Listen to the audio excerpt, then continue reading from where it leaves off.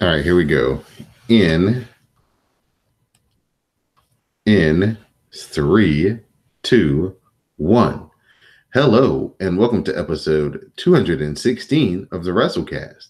I'm your host, Don Delarente, and I'm joined by the WrassleCast broadcast journalist, Magnum Prime. What's going on, Greg? Can you dig it? Thank you for joining me right here before the holidays as we're going to talk about some TLC, some Raw, a little bit of SmackDown, and some NXT. So you can follow Greg on Twitter at Magnum Prime. You can follow myself on Twitter at Don Delarente. You can follow the show on Twitter at WrassleCast. And you can also follow our SmackDown Matters correspondent, Miss Didi Jonay, on Twitter at Didi Jonay. So, G, we had TLC, aka hashtag No Scrubs Cast, this past Sunday. Thank you to everybody who came out and supported the hashtag and shared their commentary with color. It was much appreciated and very entertaining. So we'll get right into it as we had on the hashtag Say No to Pre-Shows Cruiserweight Championship match, Buddy Murphy versus Cedric Alexander. And as you predicted so eloquently in Who You Got, Buddy Murphy retained his title as Alexander rolls Buddy Murphy back in, but Buddy Murphy trips Alexander into the buckles. Buddy Murphy hits a knee strike, and then he hits a Murphy's Law to retain the title. So this was a pretty good match, good opener, good way to start the show, and actually give these guys some good time being on the pre-show. Yeah, because most of the time they're hanging in a secret Siberian bunker known as 205 Live. So get all the love while you can. Had a ladder match also on the pre-show, the ladder match between Elias and Bobby Lashley. Elias was victorious as Lashley climbs up the ladder, but Elias stops him. Elias power bombs him onto another ladder. Elias and then Lio Rush begin to climb up. Elias knocks Lio Rush off the ladder. Elias gets the guitar and he wins. After the match, Lashley beats down Elias. Lio hits a frog splash, and then Lashley lays out Elias with a guitar shot. I don't know what they're trying to do with Bobby Lashley. They're trying to make him into something, but I swear to God, every time I see him, all I see and all I hear is pumps and a bump, pumps and a bump. I don't know. Let's not go that far. Hammer he will come after folks, so he might be offended by that somehow. He might try to holler at you, man. Don't want them Hammer problems. I don't want those Hammer problems. MC Search and Red Man tried to warn y'all. Y'all don't want them problems. Jinder Mahal and Alicia Fox, they faced off against R-Truth and Carmella in the finals of this year's Mixed Match Challenge. Truth and Carmella are victorious. R-Truth steals Alicia Fox's hat. We get a super kick by Carmella. Jinder makes the save. R-Truth dumps Jinder to the outside. Carmella locks on the code of silence, and they are victorious. R-Truth says that they're going to go to WWE headquarters for their vacation, and that Carmella is not amused. But they're also going to be number 30 in their respective Royal Rumbles coming up in January. So we'll have your dance breaks in the Royal Rumble at some point. So at the end, so that'll be fun. Move on to the SmackDown Tag Team Championship match, a triple threat between The Bar, the Usos, and the New Day. And The Bar are victorious as it breaks down. Kofi clears the ring, wipes out the big pile with the trust fall. We get an enziguri by Woods on Sheamus, but Sheamus catches Xavier Woods with the bro kick, gets the 1, 2, 3, and the champions retain. So this was a good match. It wasn't like up to the classics like we've had between the Usos and New Day. It probably needed something like ladders or something. Yeah, but we've seen so many different combinations of it. But at the same time, every party involved is so good and so skilled. So it was basically like a very good pound cake. Yeah, It's not impressive, but you sit back and like, hey, that was a really good pound cake. So at least you had a pleasurable experience. yeah. It was. I mean, there's nothing wrong with it. It just we've seen so many spectacular matches between those three teams mixed and matched up this year that it seemed like that one right there could have been like huge if they would have maybe had some props or something to go with it. Yeah, and why can't Raw do that? Why is that impossible for them? Right. Next up, Braun Strowman faced off against Baron Corbin in a TLC match. Braun Strowman's music hits and he's here, but his arm's in a sling. Braun reminds Corbin that there are no rules and no disqualifications in a TLC match. So if anyone wanted to help Braun, they could. So that's when Apollo Crews, Bobby Roode, and Chad Gable arrive. They all have chairs. Baron Corbin looks to run. Finn Balor comes down. Heath Slater takes off the ref's shirt, so he joins the angry mob. And Braun Strowman watches on as they all beat up Baron Corbin. Baron tries to escape, but Kurt Angle is here to stop that. Angle attacks Baron with chair shots. They put him back in the ring. All the baby faces hit all their finishers. Heath Slater puts the ref shirt back on. And Braun Strowman steps on Baron Corbin's chest and gets the win. So Baron Corbin is out of power, and Braun Strowman gets his title shot at the Royal Rumble. So a little bit more involvement from a couple more folks than I thought, but I knew something like that was going to happen. So Yeah, he pretty much called it. good, good way to get out of that with Kurt Angle paying off the thing between him and Baron without the match having a real build and match or whatever. So tables match between Natty and Ruby Riott. And Natalia is victorious as she counters Hurricane Rana off the top by Ruby Riott into a power bomb through a table. So Natalia gets some retribution against Ruby Riott. This is a pretty good match. They worked hard. I think Ruby Riott is pretty good. I think that she could be the champion, or she could definitely be a credible contender for the championship if they, put her in that position. You got some thoughts on Ruby Riott in that high spot in the women's division? Yeah, I mean, I would agree with what's said. Uh, if there were multiple belts with the women, I would probably say maybe like a U.S. champ or Intercontinental Women's Champion.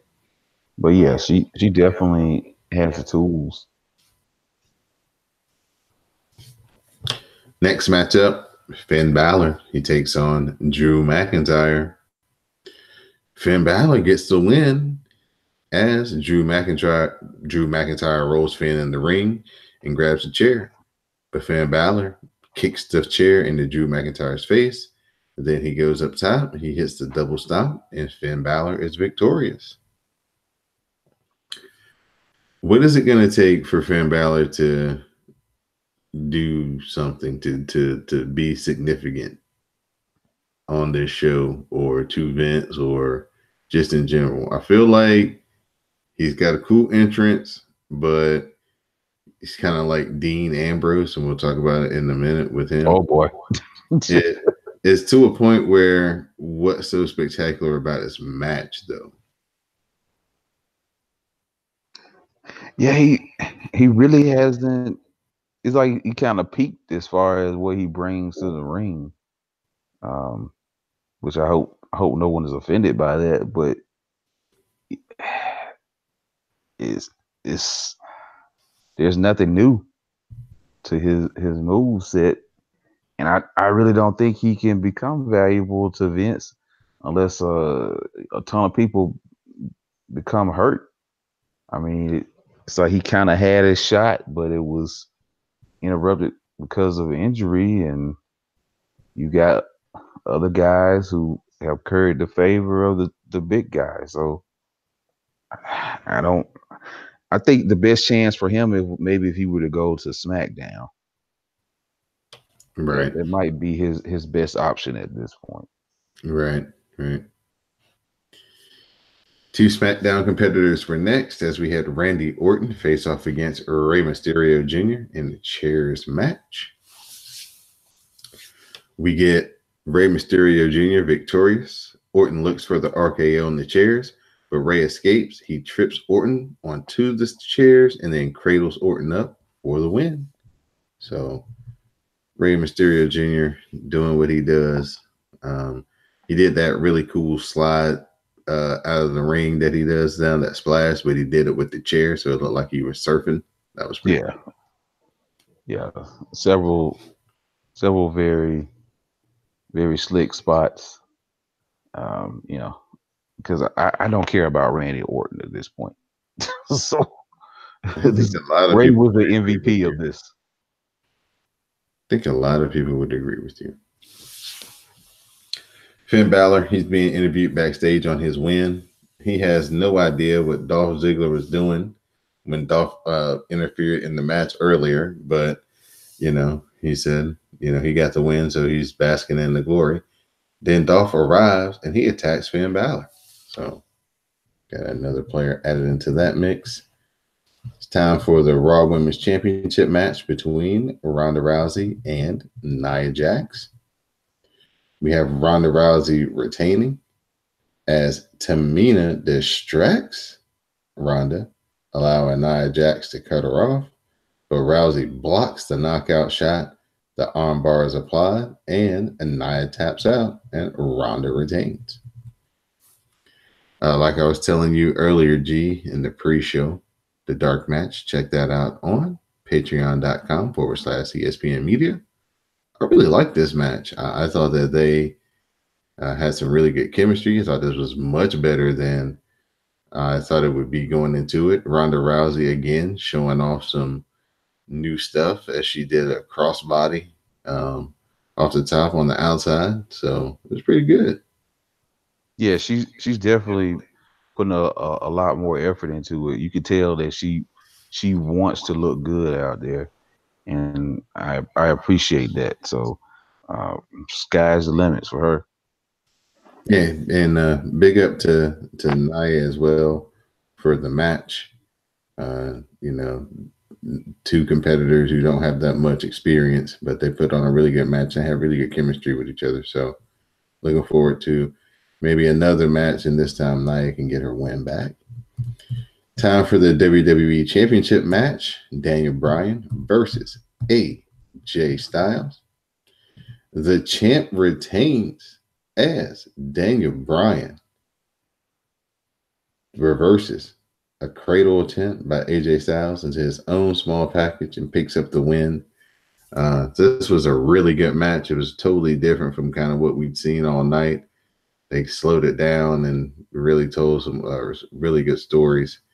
I kind of like this new Daniel Bryan, the heel character. I like his wrestling style. It's real aggressive, and he's looking to kind of pick you apart, maim you. He was going after AJ's ribs in this particular match. So, your assessment of a Daniel Bryan retaining the WWE Championship? Well, I definitely think it was the right call. I'm glad it gave them the amount of time that they did to actually work that match. I was fearing that they may have actually shortened it, but they didn't. But I'm gonna assume we're gonna get a third match out of this somehow. Even though there's been two losses by AJ, I think a third was coming. Yeah. Got to have a rubber match because this was such a out of nowhere finish, Ronda, she's backstage. She's back there with Natalia. Charlie interviews Ronda. Ronda teases payback against Charlotte later tonight. So Seth Rollins faces Dean Ambrose, WWE Intercontinental title match.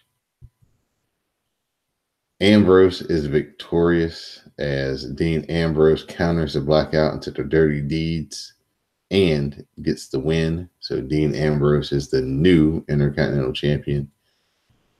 This was the clunker match of the night. It was kind of in a bad spot, placement on the card wise. It was basically the semi-main event, and everybody was ready to see the main event. And I think this match was kind of DOA, especially with the style of match that they had, where they were trying to kind of slow it down, kind of like AJ and Daniel Bryan did, and people had just saw that, and they weren't really into seeing it again.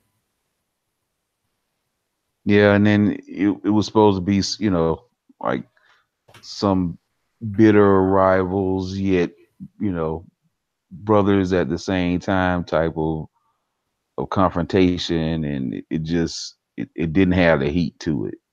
It wasn't personal enough, and just it left you wanting. Right, right. Um, in between these matches here, there's a spot where Nia's backstage holding her arm, and Becky rolls up on her and kind of has a few words for her, and then basically punches Nia in the face and knocks her all down up against the equipment. Yeah, I think they just did away with the face breaker. Spot of the night. Yeah, that thing was pretty dope. So now it's time for the main event, SmackDown Women's Championship TLC match. Becky Lynch, the champion, versus Asuka versus Charlotte, triple threat. And in an upset, we have a new SmackDown Women's Champion as Asuka is victorious when Becky Lynch and Charlotte are both on the ladder trying to battle to the top. Ronda Rousey comes out. She topples the ladder with Becky and Charlotte on it. That allows Asuka to climb up the ladder all by her lonesome, and she grabs the SmackDown Women's title, and she's your new champion. This was some good booking. This was well booked. This was well wrestled, well pulled off, well booked, and it set up a whole lot of things going forward into Royal Rumble and WrestleMania. It did, and man, did Charlotte really take some shots on those tables. I'm surprised she didn't end up with a concussion, especially off that first spot where it broke at the wrong spot on the table. That was brutal. Yeah, Charlotte was definitely the MVP of this match. She took a lot of big bumps, and she gave a lot of big bumps too. Yeah, that she did.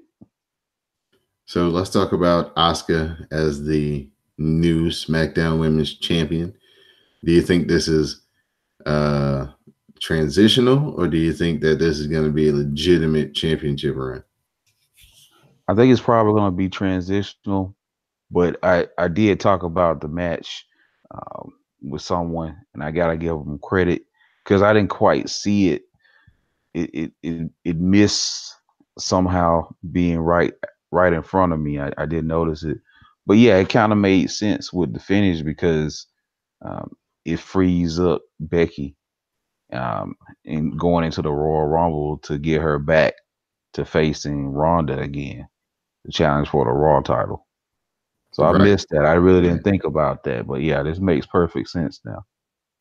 And it automatically gives Charlotte and Ronda another reason to wrestle as well at Royal Rumble, maybe. Good point. So, yeah, good job by the booking and creative. I mean, we dog them and talk shit when they do bad, but the few times they do good, we have to tip the cap, and they definitely did good.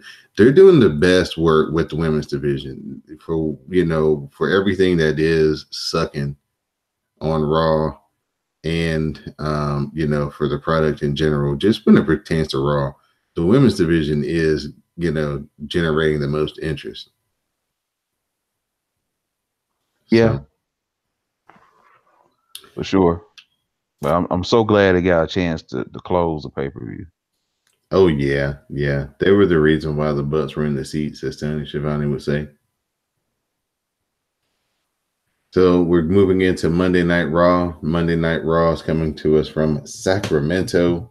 It's been teased that Vince McMahon is going to be here. So Vince comes out, he does his strut, says Raw's been on the air for 25 years. He says that they've been on the air that long because they've changed with the times. And despite his intelligence, creativity, and brilliance, he can't do it all by himself anymore. So Steph, Triple H, and Shane all come out. Steph admits they haven't been doing a great job of listening to the audience. She says they're here for a fresh start, and the four of them will be taking back Monday Night Raw and SmackDown. They will give the fans what they want, something new and something fresh. There will be new faces, new stars, and new matches.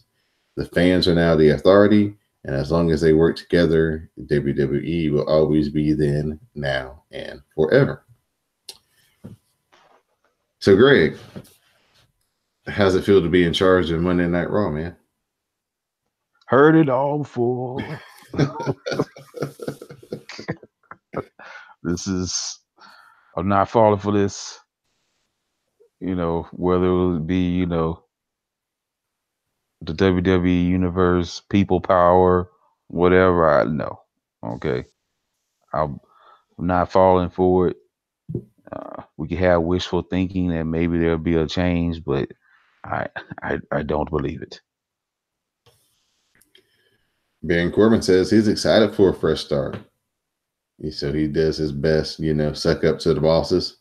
He says what happened at TLC wasn't fair to him, and he needs to have a conversation. So the crowd starts to boo Corbin out of the building. The McMahons are egging on the crowd. Corbin says that he did his best, and the superstars of Raw let him down. He said he wasn't prepared for that unfair attack at the pay-per-view. Triple H mocked Corbin for being predictable. Corbin still wants to be the GM. The McMahons huddle, and they say, nope, that's not going to happen. Vince then says, wait, there may be a way, and Corbin will have a match right now, and if he wins that match, he will become the GM. So I'm sorry. Can I interject for just a moment? Yes. When he said there was a way, I did think in the deep recesses of my mind. Okay, is this gonna be another member of the Kiss My Ass Club? I don't think they can get away with that with the new rating and the corporate sponsors and the new positioning. Probably not, but it was there. It crossed my mind. The days when Raw was truly entertaining. Yeah. What's old is new again. They could always go back to something like that.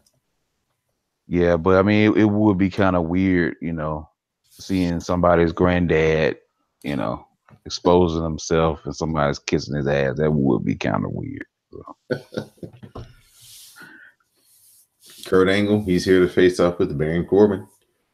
Corbin's in control. Triple H announces that this is a handicap match. So Rude Gable and Apollo Crews join the match, and they start to beat the crap out of Baron Corbin. Kurt Angle hits some Germans. Then Chad Gable hits his own German. Bobby Roode and Crews start to beat on Corbin as well when he begins to run. They chase him down. They bring him back. They all begin to lay the boots to Corbin as Heath Slater carefully checks on the turnbuckles. Shank comes out. He makes it a no disqualification match. So Heath Slater joins in. He starts laying the boots to Corbin while everybody else starts to beat on Corbin with chairs, just like at TLC. Roode and Gable hit the Motor City Time Splitters version of the Skull and Bones. We get a frog splash by Apollo Crews, the Angle Slam, and Kurt Angle is victorious. The crowd calls for tables. So after the match, they put Baron Corbin through a table with an Angle Slam. So the crowd got what they wanted. Baron Corbin, with his X-Pac go away heat, is, no longer the GM.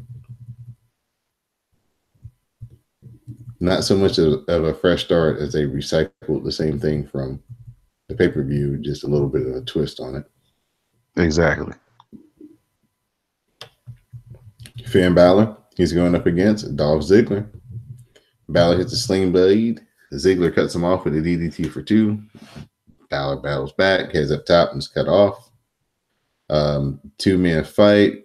We get a famouser from Dolph. He gets a 2 count. Then we get a Drew McIntyre run in. He attacks both the men for a DQ. Drew lays both men out, and he stands tall after the match. Dean Ambrose is here with his SWAT team. He mocks the fans and says he's owed respect. Rollins choked, lost, and Ambrose won the IC title. Ambrose says he took the most important thing in Rollins' life, and when he's done, Rollins will have nothing left. He'll take his career, his reputation, and put it in the gutter. But he could let Rollins admit that he was wrong and that Ambrose was right. Ambrose tries to tempt Rollins with an open challenge, non-title, just for a fight. Ambrose continues to run Seth Rollins down, then issues an IC open challenge for anyone not named Seth Rollins. So Tyler Breeze answers the challenge, and we get Dean Ambrose versus Tyler Breeze. Ambrose posts himself. He gets cradled for 2. Tyler Breeze hits the beauty shot and the high cross body for a 2 count. The super kick follows. Ambrose quickly hits the dirty deeds, and Dean Ambrose gets the win over Tyler Breeze. So Seth Rollins' music hits, and all the SWAT team members, they shift their attention to the ramp. And from behind, one of the SWAT team members is Seth Rollins. He attacks Dean Ambrose. He gives him a super kick. He takes out the other SWAT team guys, and that allows Dean Ambrose to run away. So we're still after it, G, even after that lackluster match. So they're not deterred from the fans chanting boring during their match at TLC. It's our lucky day. Shane promises new faces and changes. Drake Maverick and AOP arrive. AOP wants their tag team title rematch tonight. Shane refuses the antiquated mandatory rematch clause. Shane books a 4-way tag and says the winners get a future tag team title shot. So the new faces are going to be EC3, Lars Sullivan, Lacey Evans, Nikki Cross, and Heavy Machinery, all coming to Monday Night Raw. Leo and Lashley are in the ring with Elias's broken guitar from last night. Lashley does his posing routine. Elias then sneaks in from the back and nails Lashley with the guitar. So he stands victorious. We get a Sami Zayn returning soon video package. That was pretty cool. Authors of Pain versus the B Team versus the Revival versus the Lucha House Party. #1 contenders match. Kalisto takes out Dash. It completely breaks down, and Akam gets dumped. The Luchas get tossed onto the AOP on the floor. Bo Dallas gets a series of cradles for 2. We get the Shadow Machine from the Revival onto Bo Dallas, and the Revival are victorious, and they are the new #1 contenders. So that's one thing that got shook up, though. They finally gave the Revival a win instead of losing to the Lucha House Party for the last month and a half. Yeah, that was something to hang your head on. That was refreshing. Rollins talks about his loss to Ambrose and says he heard the crowd. He says he will end Ambrose. Corbin arrives and blames Rollins for everyone thinking he's done a poor job and that he got fired. Then Seth Rollins lays Baron Corbin out. Ronda Rousey says she told Nia Jax that she would win. She told Charlotte that she'd write the next chapter. And she told Becky Lynch she's the last person to provoke. She's here to define what a real champion is. A real champion is the best of the best in all areas, the best of what the human race has to offer. She wants to defend her title tonight. The women begin to argue. Steph yells at them and brings them on stage. Steph will give them a chance to earn a title shot by winning a gauntlet match for the #1 contender. So our #1 contenders ladies gauntlet match. Bayley and Alicia Fox start us off. Alicia Fox hits a big boot, but Bayley cradles Alicia Fox for the win. Dana Brooke is in next. Dana goes for repeated covers, but Bayley hits a Bayley to belly and pins Dana. Mickie James is next in. We get a stunner in the ropes by Bayley. Mickie James keeps firing back, and the DDT finally finishes Bayley. Ember Moon is our next competitor. Mickey Jane heads up top and she leaps off into a code breaker. The Eclipse finishes off Mickey James. Natalia is next. Ember Moon fights off the sharpshooter and gets a cradle for a 2 count. Natalia then gets a cradle and Ember Moon is pinned. So Ember Moon is eliminated. Ruby Riot is our next competitor. Ruby hits an STO. She heads up top and misses the fall away senton. Natalia cradles up Ruby Riot for the pin. Sasha Banks is our final competitor. Banks looks for the bank statement, but Natalia cuts that off, and the sharpshooter follows, and Sasha Banks has to tap. So Natty has earned the match against Ronda Rousey, and we are informed that match will happen next week. So post-match, Ronda Rousey arrives. She raises Natty's arm. They hug. They shake hands, and they hug again. But Ronda has kind of a look in her eye like, you're my friend, but now you're my competitor too. So it's going to be pretty interesting to see how this story plays out. I wish Miss Didi Jonet was here because I know that she would have some interesting thoughts on these two ladies matching up. For sure. So we'll turn our attention to SmackDown. Becky arrives to kick off the show. She doesn't care who they think are running the show, but the man is really in charge. The only thing she wants from the McMahons is the Raw Women's Champion. When she came at Rousey, she did so face to face, but Roni toppled over a ladder and left in Roddy Piper cosplay gear. Charlotte arrives and tells Becky to know her place and that she gets Ronda first. Lynch says that she's done following Charlotte, but Charlotte says Lynch will look up to her then, now, and forever. The new champ, Asuka, makes her way to the ring. Asuka says to forget Rousey because she is the champion now. Lynch and Charlotte claim Asuka never beat them. They argue, and that's when Vince arrives. Vince congratulates Asuka and tells Becky and Charlotte that they aren't owed anything and that everything goes in TLC matches. He tells them to take control and take it out on Rousey. Vince asks if Asuka wants to defend her title tonight. Naomi arrives and makes her case to Vince, and Vince agrees. So we get Asuka versus Naomi for the SmackDown Women's title. Asuka looks for the Asuka lock, but Naomi rolls. She fights, but Asuka finally locks it in, and Naomi counters into a cradle for a 2 count. The review connects for a good near fall. Naomi springboards in and eats the code breaker. Asuka locks on the Asuka lock, and Naomi taps out, and the champ retains. This was a cool little match. Too bad they didn't build it up a little bit more with the story of the two tag team partners going at each other, because Naomi had a bunch of counters for the Asuka lock. They could have, commentary could have worked in, because, they've been teaming up for the past 2 or 3 months that, Naomi's figured out these counters and stuff. It could have been a cooler story if they would have put a little bit more time into it. But, good match, good defense for Asuka getting her first title match. Defense out of the way. The Miz meets with Vince, who mocks his door knocking skills. Vince says Shane can't come out to play and explains his issues with Shane. Miz wants Vince's blessing to be Shane's partner, but Vince will give Miz a chance to prove himself. Rusev and Lana are interviewed. Rusev says he hopes the McMahon family is watching because he's handsome, a hunk, a star, a super athlete, and a champion. Meanwhile, Nakamura is dressing like Sonic the Hedgehog. Jeff Hardy arrives. He's not painted up. He says some of what Joe said is true, but he's fought hard to come back to be here. Samoa Joe arrives to allegedly apologize to Jeff for his recent actions. Joe says he's sorry because he's here for an intervention. They've known each other for a long time. It's the holidays, and Jeff will fall off the wagon. Jeff refutes this and says Joe attacks weaknesses to account for his insecurities.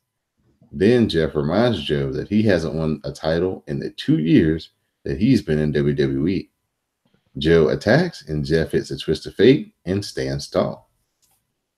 I thought this was a really good segment. I thought Jeff Hardy looked really good in this segment. He kind of got,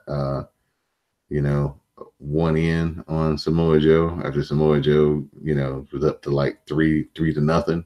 We were keeping score. If this was a best of 7. So this was good for the story for Jeff Hardy to kind of have a good burn on the promo, and then win the physical attack between him and Samoa Joe as well. Did you get a chance to see this, G? I didn't get a chance to catch it. Oh yeah, this was really good. Well, Samoa Joe right now is just money on the microphone. So anything that he's involved in that has to do with talking is a A1 segment on any show. So good stuff for those two. The Miz gets paired with Mandy Rose because that's who Vince gave him for a tag team partner. They go up against Truth and Carmella. Truth dumps Miz, and we get a dance break. We get a super kick to Mandy from Carmella, but the Miz sneaks up behind R-Truth, gives him the Skull Crusher finale, and the Miz and Mandy Rose are victorious. We get highlights of Mustafa Ali's debut from last week. Ali has been officially added to the SmackDown roster. We get another video package of Lars, EC3, Lacey Evans, Nikki Cross, and Heavy Machinery. The Usos arrive. They say that they run SmackDown and they weren't pinned at TLC. They call out the bar, but the Good Brothers arrive. The Good Brothers says it's always the same teams, and while they are great, the Good Brothers haven't been on TV since August. They are here to clean house. So we get a match between the Good Brothers and the Usos. Anderson and one of the Usos that work up top. Anderson gets tossed off. We get the super kicks by Jimmy, followed, and the bar comes down. Jimmy hits a splash, but then Sanity rushes the ring and wins Rob, taking out the Usos and the Good Brothers. Post-match, the bar picks the bones as Sanity leaves. So they're trying to jumpstart the SmackDown tag team division, insert Sanity and the Good Brothers back into it. So we'll see with this, new variety, what type of matchups we can get. Nakamura shows some total divas, highlights to mock Rusev. That was a good little comedy spot there. Daniel Bryan says that he killed the Yes Movement and killed the house that AJ Styles built. He's creating a brave new world here on SmackDown. People fear change, and he runs down the fans for their toxic habits. He says the city of Fresno ranks #1 in pollution in California. Shame, shame, shame. Self-education is the only real education, but these people wouldn't know education if it was handed to them through a drive-through window. These people have failed, and he's here to show them the way. So we get our main event, AJ Styles and Mustafa Ali versus Daniel Bryan and Cien Almas. Daniel Bryan misses the corner drop kick, but cuts off the Styles clash with kicks. We get a DDT by Styles, and Styles tags in Ali. Ali hits a tornado DDT. He heads up top, and Almas cuts him off. Styles takes out Almas. We get an imploding 450 on Daniel Bryan, and Mustafa Ali pins Daniel Bryan. This was a really good matchup, really fresh matchup. Mustafa Ali definitely injecting some life into the SmackDown main events, and he's got a pin over Daniel Bryan. So I guess that means we're going to get a title match between these two eventually at some point on SmackDown. So that should be really fun. And then it looks like maybe AJ and Cien Almas maybe spinning out into something. So I think those two can have some really good matches. Cien Almas can really go. He just hasn't had a chance on SmackDown to show what he can do. But if you're a fan of NXT and you remember earlier in 2018, he had a match of the year type of match with Johnny Gargano, and a lot of people are still talking about that. So hopefully him and AJ can get some matches on pay-per-view, and he can really show what he can do. So very entertaining SmackDown. Really enjoyed it. At this time, before the holiday season is over and you guys are still doing shopping, spending those gift cards, going on Amazon, please stop by cspn.us first. Click on the tab that says Keep Our Podcast Free at the top of the page. Once you click on that tab, click on the Amazon tab, do your shopping as you normally would, and some of your purchase will come back to us here at the CSPN to help keep the WrassleCast and all the podcasts here free on the network each and every week. So again, CSPN and Amazon.com. Do it today. Last review, G, we're going to talk about some NXT. We're going to start off with Dakota Kai and Io Shirai versus Jessamine Duke and Marina Shafir. Jessamine Duke and Marina Shafir are making their debut as wrestlers. They're members of the Four Horsewomen MMA version. Uh, Dakota Kai finds a way to nail one of her unique kicks, and it gives her an opening to make the hot tag to Io Shirai. Marina Shafir comes in at the same time. We get a running knee and a forearm by Io. We get a tiger feint kick and the springboard drop kick by Io. We get double knees in the corner, followed by a body slam. Io goes up top while Dakota Kai boots Jessamine Duke off the apron. We get the moonsault by Io to Shafir, and Dakota Kai and Io Shirai are your winners. Pretty impressive match by Io and Dakota Kai. Io is really good. They told a really good story. They kind of got the advantage on Dakota Kai, and they are still green, so they stuck to the offense that they knew, kind of some throws and some strikes. Speaking of Duke and Shafir, and they showed themselves pretty good for opening match. So they got some things to work on, but there are some things that they can work with in NXT. Next up, it's Matt Riddle against Punishment Martinez. They show that, they show when Matt Riddle beat Punishment Martinez, but then he was attacked by Cassius Ohno. Matt Riddle interviewed about it. Riddle said that it sucked, but he understood because he knocked Cassius Ohno out in 7 seconds, and he dared Ohno to face him again. We have the repackaging of Donovan Dijak. He is now Dominic Dijakovic, and he goes up against Aaron Mackey. Dominic Dijakovic, he gets the win with his finishers, Feast Your Eyes. Basically a good squash match to kind of show off Dijakovic's strength and power and show you his finisher. We get a heavy machinery vignette. Then William Regal adds Io Shirai to the number 1 contenders fatal 4-way, and that will take place next week, and the competitors will be Bianca Belair, Lacey Evans, Mia Yim, and Io Shirai. Heavy machinery, they beat down some jobbers. The Undisputed Era came out to the stage. Trevor Knight is distracted for a moment, but he wipes out jobber number 2 with a clothesline. Heavy machinery hits the compactor and could win the match, but Otis picks up the dude mid-pin. Jobber number 1 comes in. He also takes a compactor. Otis then picks up both men for a double compactor, and Heavy Machinery gets the win. It's main event time. Aleister Black versus Johnny Gargano in a steel cage match. As Aleister Black is entering the cage, he's attacked from behind by Johnny Gargano. Both men are down. Johnny climbs the cage, and Aleister Black crawls for the door.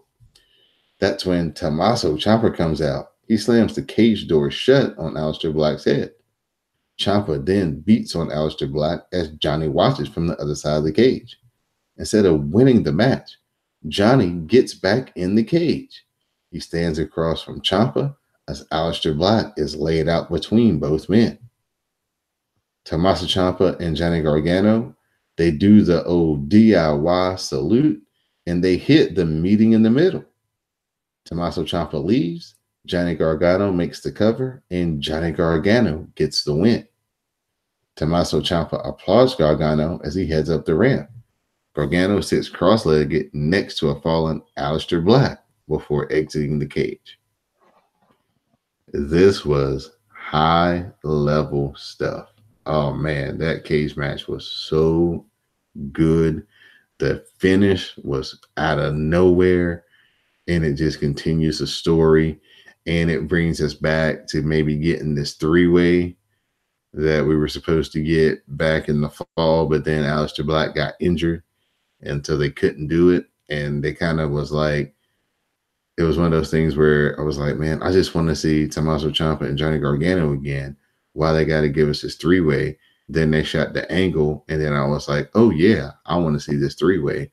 And then Aleister Black gets hurt, and then it all goes away. So now they got us back in the mix where we could possibly get the 3-way again. So it was real cool seeing DIY come back together, this time as like, the evil twins or whatever. It's just good, really good stuff. So if you aren't watching NXT and you're like done with Raw, really don't feel like spending the time and investment for Raw, start watching NXT on the network Wednesday nights, 8 o'clock. The best thing WWE does. It's been that way for about 2 years now.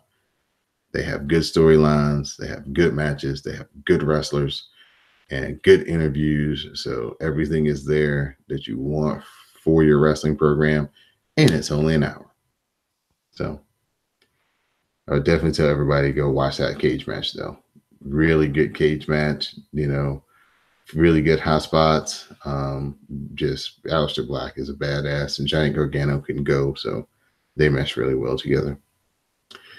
So G Money, at this time, man, I'm gonna turn it over to you to give a few shout outs and thank yous and whatnot before we head off into the holidays.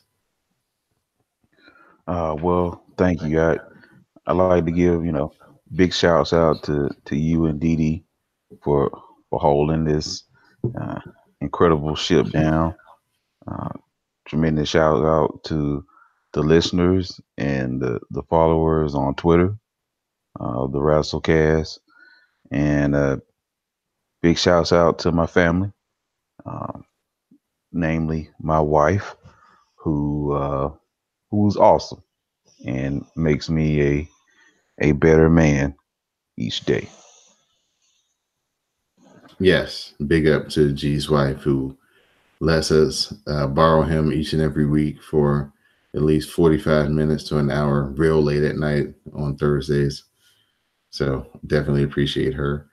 I give a big shout out to G, give a big shout out to Dee Dee, give a big shout out to Sam, give a big shout out to all the listeners. I hope everybody has a happy holiday. Hope they're safe when they travel to and fro. Hope you guys get everything you wanted on your Christmas list and your wish list.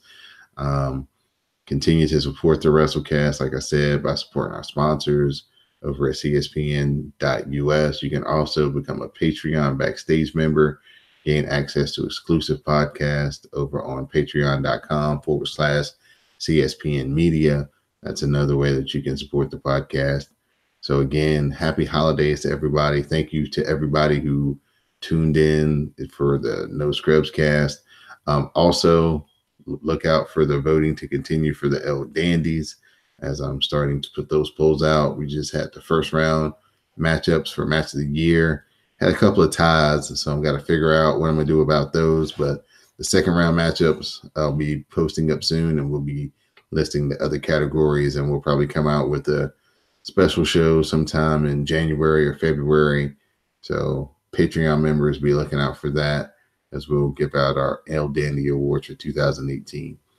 So for the WrassleCast correspondent, Mr. Magnum Prime, I'm your host, Don Delarente. This has been episode 216 of the WrassleCast. Please stay tuned for the parting promo.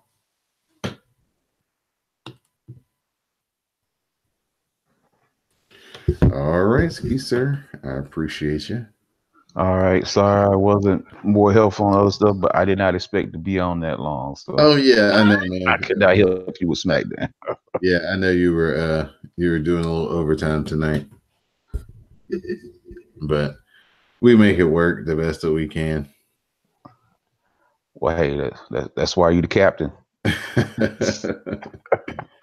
Have a good holiday, man. You too. Like I said, I'll let you know if I'm available next week. I don't know, which day we'll be back in GAs, but if we're here, I'll get up with y'all.